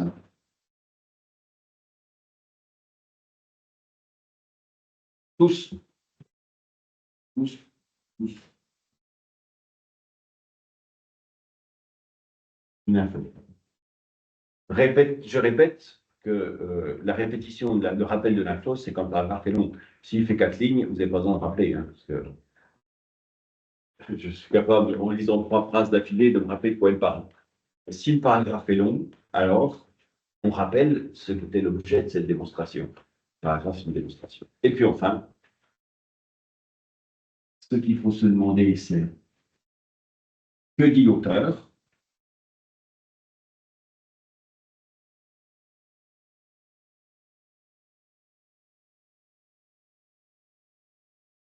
Et puis, qu'est-ce que vous ajoutez à cette information? Info perso. Quelle est la valeur ajoutée que vous amenez à cette information que nous donne l'auteur? L'auteur nous dit, le héros ne pardonne jamais. Information, le héros est cruel et revanchard. Qu'est-ce qu'il nous dit l'auteur là-dessus? Il nous dit, regardez dans tel exemple, le personnage tire sur son ennemi désarmé, etc. Qu'est-ce que vous pouvez ajouter à cette information que le héros est cruel et revanchard? Il ne pardonne jamais. Quel auteur vous connaissez, quel personnage vous connaissez qui relève de cette réalité? Les enrichissements, qu'est-ce que c'est? Ben, c'est plutôt des informations littéraires, parce que c'est dans une dissertation littéraire. Il faut trouver des auteurs. Mais on peut élargir aux arts. C'est la musique, c'est la danse, c'est la peinture, c'est ce qui relève du cinéma, c'est ce qui relève du théâtre, c'est ce qui relève de la sculpture. Bon, voilà, c'est ça les grands champs. Prioritairement littérature. Secondement, les arts. Et puis en troisième, il y a une possibilité d'enrichir qui serait une contextualisation. Si l'auteur dit cela, c'est parce que nous sommes à une époque où il dit que des apports qui seraient philosophiques, historiques, sociologiques, prioritairement la littérature. Mais après, on fait avec ce qu'on a. On fait avec ce qu'on a en réserve. En tout cas, voilà le travail à réaliser pour faire une dissertation. Trouver les réponses, trouver dans le texte les informations qui dirigeront les paragraphes, et trouver les enrichissements qui permettront de construire davantage l'objet recherché. Vous avez ici un texte qui fait à peu près la taille d'un texte normal de dissertation. Ça fait toujours une page et demie. C'est tiré d'un auteur qui s'appelle Marcel Aimé. Marcel Aimé, c'est un écrivain du XXe siècle. Il est au tout début du XXe siècle et il meurt dans les années 70. La scène, nous dit la petite indication que vous avez en italique, se déroule après la Seconde Guerre mondiale dans le village de Blémont, qui a subi d'importantes destructions. L'école étant détruite, la classe se fait dans la salle de café. Et on va avoir une scène d'école. D'où une question qui, en apparence, n'a pas de rapport, de rapport, l'effet de la littérature sur le lecteur. Alors, pourquoi est-ce que ça a un rapport avec l'école? C'est parce qu'on va assister à une scène de collège. C'est des collégiens, et ces collégiens, ils font cours dans le café, parce que l'école a été détruite. Mais ils font un cours de littérature sur Andromaque, donc sur Racine. Je vais avoir des personnages qui agissent. Qu'est-ce que ça me dit? Qu'est-ce que me disent leurs actions sur ce qui relève de la relation entre le lecteur et la littérature?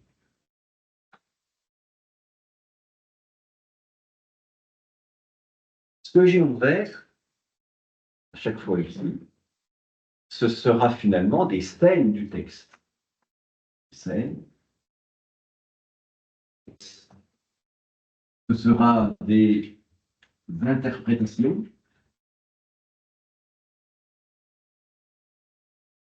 Texte. Ce sera encore une description, si vous préférez,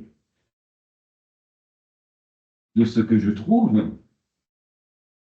dans le texte, de ce que je lis. On va lire Léopold en lisant Andromaque, nanana. Bon. Mais ça développe quelle idée? Ça développe quelle idée? Oui, si vous me voyez manger une énorme côtelette, vous allez dire, notre personnage mange une énorme côtelette. Mais quelle idée j'en tire? Ben, j'en tire l'idée peut-être que l'homme mange l'animal, que l'homme est omnivore, que l'homme est affamé, que l'homme est dangereux. Mais quelle idée, quelle information j'en tire? Ça, c'est la différence qui existe entre les personnages et la scène que je lis, et puis ce que j'en déduis.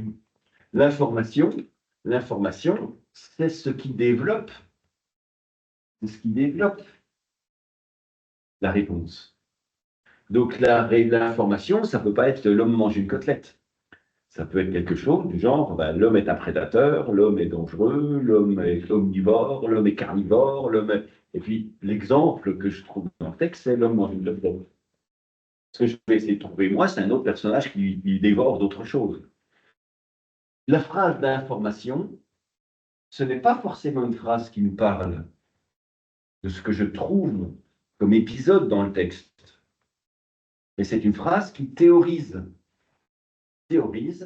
un élément que je vais pouvoir développer à partir de la réponse. Alors, la priorité, ça reste quand même de trouver les réponses. Ma question, c'est quel effet, ça au pluriel, quels effets produit la littérature sur lecteur? Je dois avoir la lecture produit sur le lecteur un effet qui est. Je dois avoir des réponses qui sont trois effets. Trois effets. Alors, à la lecture de ce texte-là, essayons de déterminer quelles réponses on pourrait trouver. Léopold s'assura que la troisième était au complet. Classe de collègues. Ils étaient 12 élèves, 4 filles et 8 garçons qui tournaient le dos au comptoir. Oui, je ne peux pas dire, comme réponse, la classe était au complet. Quel effet fait la littérature sur les individus? La classe était au complet. Ça ne répond pas. Je ne peux pas dire, la classe se déroule dans un café. Quel effet fait la littérature sur le lecteur? Le cours se passe dans un café. Ça ne répond pas. Il faut vraiment que je trouve quelque chose qui répond très précisément à la question. Je ne peux pas dire que de malheur pendant la Seconde Guerre mondiale. Ça ne répond pas à la question. Tandis que le professeur gagnait sa place au fond de la salle, le patron alla retirer le bec de canne, les petites notes. En gros, c'est la serrure. La serrure, la poignée de la serrure qui permet donc de fermer la porte. Le café ferme à la porte d'entrée afin de s'assurer contre toute intrusion. Revenu à son zinc, alors le zinc, c'est le comptoir, parce que les comptoirs dans les cafés sont dans ce matériau très particulier, ce métal qui est le zinc. On appelle ça un zinc. On verra dans les figures de style ce que c'est. C'est la matière pour le contenu. Buvez une tasse, buvez un verre. Vous ne buvez pas un verre, vous buvez ce qu'il y a dans le verre. Il but encore un coup de vin blanc et s'assit sur son tabouret. En face de lui, le professeur Didier s'était installé à sa table, sous une réclame d'apéritif accrochée au mur. Il ouvrit un cahier, jeta un coup d'œil à la classe de troisième et dit « Haute main, récitez ». Donc là, ça va véritablement commencer, l'interaction entre le texte littéraire et les différents publics. On a un public, Léopold, le patron de café, public, le maître, peut-être que ça va lui faire quelque chose, et puis public, élève. Léopold se pencha sur son siège pour voir l'élève haute main que lui dissimulait la poutre étayant le plafond. La voix un peu hésitante, haute main commença. Seigneur, que. Alors, il faudrait que je fasse hésitant. Seigneur, que faites-vous? Que dira la Grèce? Faut-il un si grand cœur, qu'un si grand cœur montre tant de faiblesse? Bon, je le lis normalement. Asseyez-vous, dit le professeur, lorsque haute main eut fini. 15. Il notait avec indulgence Estimant que la plupart de ses enfants vivaient et travaillaient dans des conditions pénibles, il voulait les encourager et souhaitait que l'école, autant que possible, leur offrit le sourire que leur refusait trop souvent une existence troublée. Et après la guerre. À son 5, Léopold suivait la récitation des écoliers en remuant les lèvres et avalait anxieusement sa salive lorsqu'il sentait hésiter ou trébucher la mémoire du récitant. Là, on a un mot qui désigne un effet. C'est anxieux. Alors, est-ce que je peux construire sur cet anxieux une partie complète? Est-ce que je peux construire un paragraphe? Ou est-ce que c'est une sous-information que je développerai peut-être quelque part? Est-ce que un des effets de la littérature, c'est l'anxiété? Si oui, ça deviendra ça, une partie complète, un paragraphe, un bout de raisonnement, voire rien du tout. Il faut voir ce que j'ai comme matériau. Comme matériau, c'est-à-dire comme objet que je trouve dans le texte. Son grand regret qu'il n'osait jamais confier à M. Villiers était de participer à cet exercice qu'en simple témoin. Léopold eût aimé réciter lui aussi, captif, toujours triste, importuné à moi-même, pouvez-vous souhaiter qu'Andromaque vous aime? Malgré la timidité et le respect que lui inspirait Andromaque, il lui semblait qu'il eût trouvé les accents propres à émouvoir le jeune guerrier. Il se plaisait à imaginer sa voix, tout amenuisée par la mélancolie, s'échappant du zinc comme une vapeur de deuil et de tendresse. Les cahiers de préparation du professeur Didier, les élèves ayant étalé leurs cahiers, il alla de table en table s'assurer qu'ils avaient exécuté le travail portant sur un autre passage d'Andromaque. Pendant qu'il regagnait sa place, Léopold se versa un verre de vin blanc. Mademoiselle Odette Lepreux lisait le texte. Odette se mit à lire d'une voix claire, encore enfantine, où tremblaient les perles d'eau fraîche. Où finiez-vous, madame? De ce point à vos yeux un spectacle assez doux que la veuve d'Hector pleurant à vos genoux? Sur ces paroles d'Andromaque, la patronne venait de sa cuisine, pénétra discrètement dans l'enceinte du zinc. Comme elle s'approchait du cafetier, elle eut la stupéfaction de voir les larmes ruisseler sur ses joues cramoisies et interrogea: Qu'est-ce que t'as? Laisse-moi, murmura Léopold, tu peux pas comprendre. Odette le poursuivait sa lecture. Par une main cruelle, hélas, j'ai vu percer, le seul où mes regards prétendaient s'adresser. La patronne considérait cet homme étrange, son mari, auquel ses reproches et ses prières n'avaient jamais réussi en 30 ans de vie commune à tirer une seule larme, ne revenant pas de son étonnement, et n'oublia une minute ce qu'elle était venue lui dire. Fin du texte. Fin du texte. Et donc, dans ce texte, il faut maintenant que nous essayions de trouver des réponses, c'est-à-dire que nous trouvions un ensemble d'informations structurant des paragraphes pour fabriquer la réponse qu'apporterait ce texte de Marcel Aimé à la question quel effet ça fait la littérature. Et je vous l'ai montré tout rédigé, donc ça veut dire que c'est possible. C'est possible. Il nous faut les réponses et il nous faut des têtes de partie, des têtes de paragraphes. Alors, je vous laisse réfléchir 5 minutes à 2 ou 3 avec vos voisins.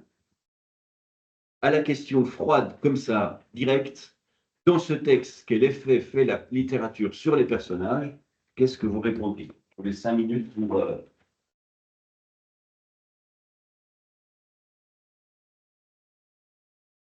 faire des propositions.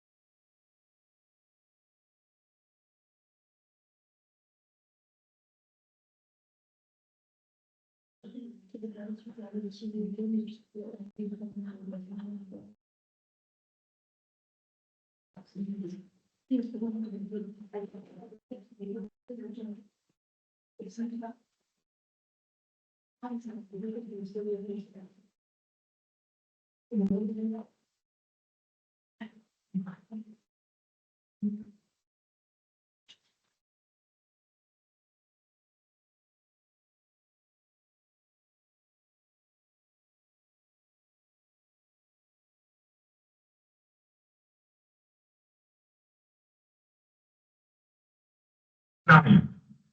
C'est quoi, monsieur votre responsable? Andromaque. Oh, oh, c'est magnifique. Vous vous rendez compte, monsieur Racine, si les Américains n'avaient pas bombardé le lycée, j'aurais jamais connu Racine. La guerre a quelquefois du bon, Léo. Allons, dépêchons-nous. Mais pas tu te dépêches, quoi. Hein? Allons, Badio. Allez, vous terminerez ce soir. Allez, c'est bon.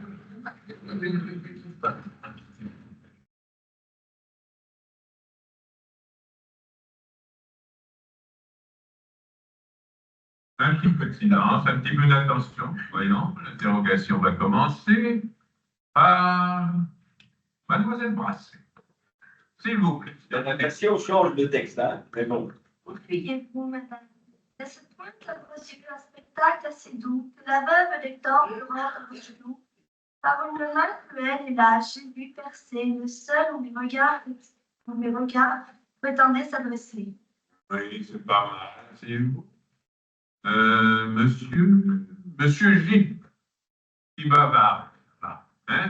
Seigneur, Comment? Non, on ne regarde pas son livre. Esther Renaud, on ne ricane pas, s'il vous plaît. Vous y passerez tout à l'heure. je ne sais pas, à vos yeux, N'hésitez pas, à vos yeux, madame, un spectacle un spectacle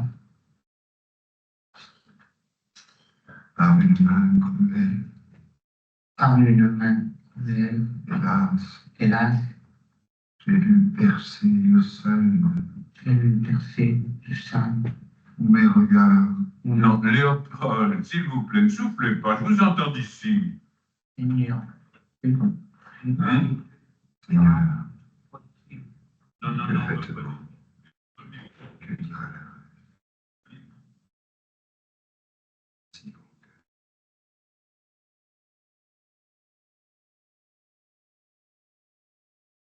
Ainsi, généreux, passe pour le transport.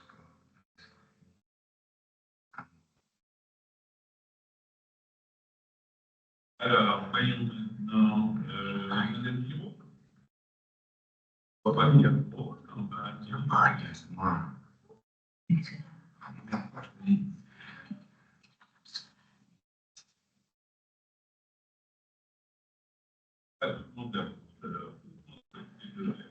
Voilà, on dit continuer. Bon, ça vous aide un peu, peut-être, sur certains aspects. Bon, la question qui nous dirige, c'est vraiment maintenant la question qui va nous éviter le hors-sujet. Parce qu'il n'y a rien de pire que de faire arriver sur ce qui vraiment est l'objet central. Et partez du principe que vous avez une question et que les phrases qui vont diriger les parties, elles reprennent un goût de la question. Si vous voulez vraiment pas vous planter, si on vous dit quelles essences d'arbres planter dans le jardin, vous allez dire dans le jardin il faut planter une essence d'arbre qui est, une essence importante à planter est, et le jardin a besoin d'essence qui est. Et là, vous êtes sûr que au moins vous passez à côté de la difficulté. Le concours de professeur des écoles, il n'est pas piégé de ce point de vue-là. Autrement exprimé, la question qui vous est posée, ce n'est pas une question qu'il faut essayer de reformuler de manière un peu tarabiscotée pour en déduire une problématique plus compliquée que ce qu'elle n'a l'air. Le premier sujet qui est sorti, c'était y a-t-il une barrière entre l'homme et l'animal? On peut la formuler de toutes sortes de façons que l'on veut, mais l'homme et l'animal sont-ils opposés? Les deux espèces, homme et animal, sont-elles radicalement contraires? Y a-t-il une barrière entre l'homme et l'animal? Donc on répond une fois, deux fois, trois fois. On répond, on essaie de répondre à cette question. Bon, l'heure tourne, alors on va s'arrêter là pour aujourd'hui. Essayez pour la semaine prochaine, si vous avez du temps, de me formuler 3 phrases très claires qui répondent à la question et qui ne soient pas la même et qui permettent de développer 3 grands champs de réponse.